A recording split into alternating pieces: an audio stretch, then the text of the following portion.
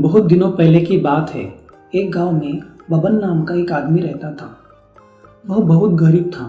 वह गांव में लकड़ी काटकर अपने घर का कामकाज संभालता था। वह बहुत मेहनती था। वह अपने काम पर बहुत खुश नहीं था, लेकिन मेहनत कर अपना घर अच्छे से चला रहा था। वह अपनी पत्नी रमा के साथ रहता था। शादी के बाद बबन मेहनत कर लकड़ी काटकर बेचता था, लेकिन उसे पर्याप्त कमाई नहीं मिलती थी। कई दिन तो उनके घर खाने और कपड़े खरीदने में कमी हो रही। ऐसे ही चल रहा था।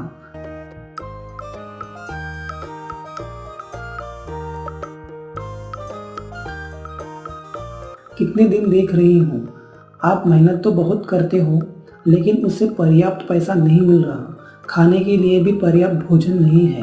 त्योहार रहे तो मिठाई और कपड़े भी नहीं ले सकते।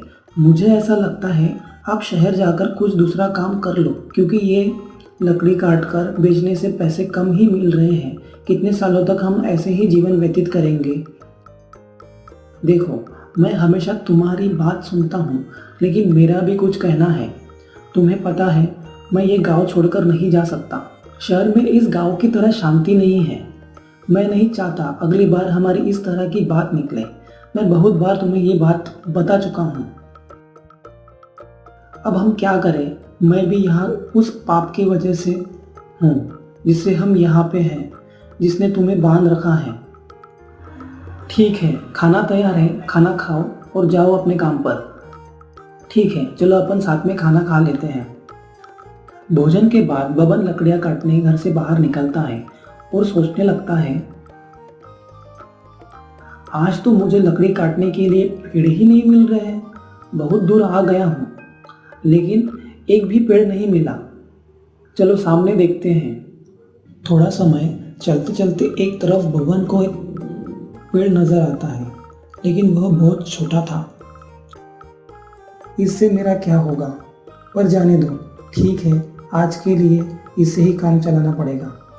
वह एक पेड़ काटता है और सारी लकड़ी समेटकर अपने सिर पर लकड़ी का बंडल लेके बेचने निकलता है। गांव में घूमते घूमते लकड़ी खरीदने के लिए कोई नहीं आता। क्या है, आज तो लकड़ी खरीदने वाला कोई नहीं है। क्या इन सब लकड़ी को मुझे घर लेके जाना पड़ेगा? थोड़ा आगे जाने के बाद एक घर से एक महाराज बाहर आते हैं और बबन को रोकते हैं। सुनो लकड़ी बेचने वाले, ये लकड़ी कितने की है? महाराज, आपको ये लकड़ी पूरी चाहिए या आधी? अगर सारी लकड़ी चाहिए तो केवल 10 रुपए की है। मुझे सारी लकड़ियाँ चाहिए, लेकिन तुम्हें जो दाम बताया उतने में नहीं। मैं केवल 5 रुपए दूंगा। अरे महाराज, इतने कम दाम में यह लकड़ी नहीं दे सकता। थोड़ा सोचने के बाद बबन बोला, वैसे तो अभी थक चुका हूँ तो दे दूंगा। 5 रुपए दे दीजिए। पहले ही मुझे बहुत देर हो चुकी है। आप मुझे जल्दी से वो 5 रुपए दे दीजिए। मुझे घर जाना है, मुझे भूख भी लगी है। हाँ रुको, लाता हूँ। महाराज घर के अंदर जाकर पैसे लेके आता है। ये लो 5 रुपए, ये सारी लकड़ियां वहां रख दो। ठीक है, रखता हूँ।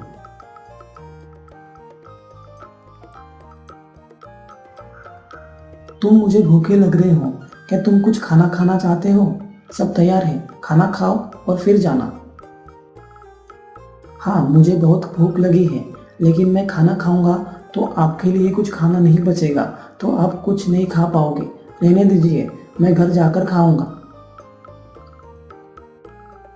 देखो, ऐसा मत करो और तुम चिंता मत करो। तुम खा लो खाना। तुम्हारे खाने के बाद भी 10 लोगों का खाना है मेरे पास। जब भी तुम्हें भूख लगे तुम यहाँ आ जाना और खाना खा लेना। क्या आप हमेशा ही ऐसा खाना देते हैं? हाँ, जब तक मुझे ईश्वर शक्ति देते हैं तब तक मैं ये करना चाहता हूँ, फिर भगवान की इच्छा। ठीक है, तो मैं आज खाना यही खाऊंगा। उस दिन बबन ने महाराज के घर पेट भर खाना खाया।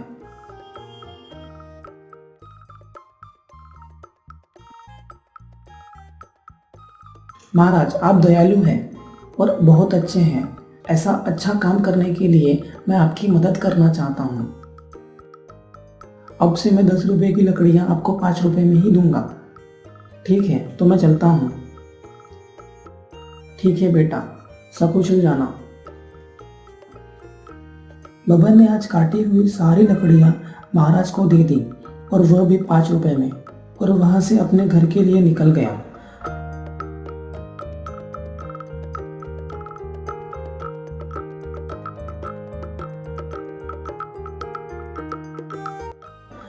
घर वापस आने के बाद बबन की पत्नी बोली, क्या हुआ, आज तो बहुत देर हो गई आपको घर आने में। आपको कुछ अच्छा सौदा मिल गया? लाओ पैसे। देखने जाओ तो सौदा अच्छा नहीं था। आज 5 रुपए मिले हैं, रोज से कम है। लो, पैसे रख लो। क्या सच में मुझे 5 रुपए दे रहे हो? मैंने सोचा था जितने तुम रोज देते हो उससे दुगना दोगे, लेकिन तुमने तो मुझे आधे ही दिए। तुम इतने समय तक कहाँ थे? अरे मैं लकड़ियां बेचने निकला था, लेकिन कोई खरीद नहीं रहा था, इसलिए मैं पास के गांव में एक महाराज के घर गया। मैंने सुना है वहां कोई गया तो वहां से कोई भूखा नहीं जाता। ऐसे लोगों के लिए हमें कुछ करना चाहिए। सबको खाना देते हैं, मतलब वो बहुत पैसे वाले होंगे। नहीं तो वो ऐसा कैसे सबको खाना देगा? खाना देने वालों की तुमने कैसे मदद की? वो इतने अमीर नहीं है जैसा तुम सोच रही हो। वो दान की अच्छी भावना रखते हैं और वह मंदिर के पुजारी हैं। अपने कमाई से ही खाना देते हैं सबको। मैं तो यह पूछ रही थी कि तुमने उस महाराज की कैसे मदद की? हमारी आमदनी बहुत कम है, हम क्या मदद कर सकते हैं? स्वर्ग जाने के बारे में मत सोचो, पहले धरती पर रहने के बारे में सोचो। तुम्हें पता भी है मैंने क्या किया? मैंने उनसे कहा कि मैं जो लकड़ियां लाता हूँ उससे मैं आपको आधे में ही दूंगा। अगर तुम इतने ही पैसे लाओगे तो मैं घर कैसे चलाऊंगी, आप ही बताओ। जो मैं चाहता हूँ उसे पूरा करने की पूरी कोशिश करूंगा, और फिर भगवान की इच्छा। मैंने उन महाराज के घर खाना खाया है, तुम भी साथ चलना खाना खाने। बबन ऐसे ही हर दिन लकड़ी के 2 ढेर काटता था और हमेशा की तरह महाराज को 5 रुपए में एक ढेर दे देता। एक दिन महाराज भोजन करने बैठे थे और तभी बबन वहां जाता है और आवाज देता है, महाराज लकड़ियां लाया हूँ, 5 रुपए दे दीजिए। देखो बबन, मैं आज तुम्हें 5 रुपए नहीं दे सकता। तुम्हारी लकड़ियां लो और चले जाओ। वापस क्यों जाओ? आज लकड़ियां रख लो, पैसे कल दे देना। और मुझे भूख लगी है तो मुझे खाना दे दीजिए। खाना तो दे सकते हो ना? बहुत अच्छे बबन, पहले अपने पैर हाथ धो लो, तब तक मैं भोजन की तैयारी करता हूँ। महाराज घर में जाकर ये बात बताते हैं। तुमने ऐसी बात क्यों बताई, और तुमने ऐसा वादा पहले ही क्यों किया? अपने घर में खाने की कमी है, सिवाय उस खाने जो आप अभी खा रहे हैं। हम इस समय बबन को कैसे खिलाएंगे? पूरा खाना खत्म हो चुका है, क्या आपको ये बात पता नहीं है?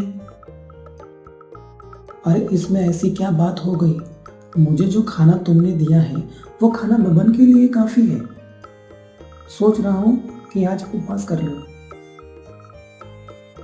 तुम में से कितनी बार करोगे? जब हमारे पास खाने के लिए कुछ नहीं है तब ऐसा क्यों करना है? सब भगवान देता है, पहले बबन को खिलाओ। जाओ। महाराज ही थे जो हमेशा अपने घर में आने वालों को खाना दिया, भले ही उनके पास ना हो। एक दिन बबन लकड़ी काटने जाता है, लेकिन सब पेड़ की लकड़ी पहले से ही कट चुकी थी। अब तो सिर्फ हरे पेड़ की लकड़ी ही है। जंगल के अंदर जाना पड़ेगा। यह सोचकर जंगल के अंदर जाता है।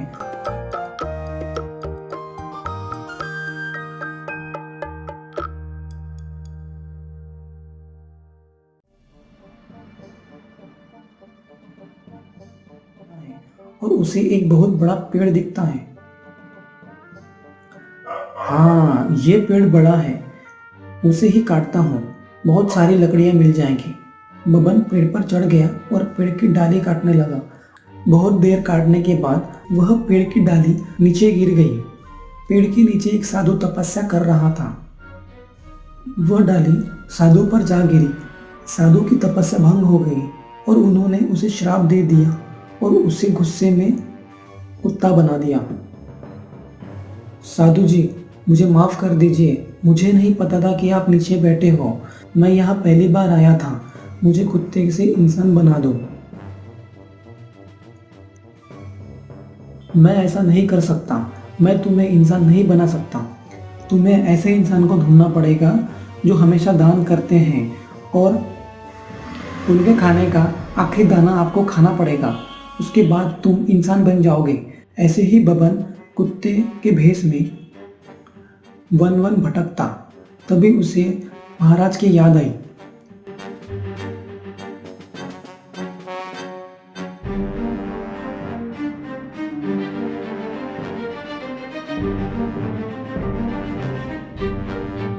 आपका खाना परोसा है, आप खाना खा लो।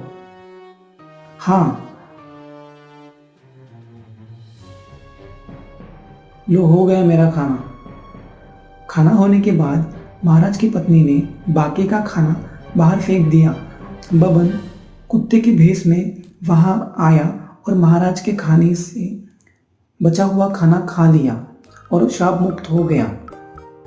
बबन अपने काम में लग जाता है, अच्छे से लकड़ियाँ काटता है, बाजार में जाके बेचता है। उसके बाद वो दान करना भी शुरू करता है। उसके बाद धीरे धीरे उनका घर अच्छे से चलने लगता है।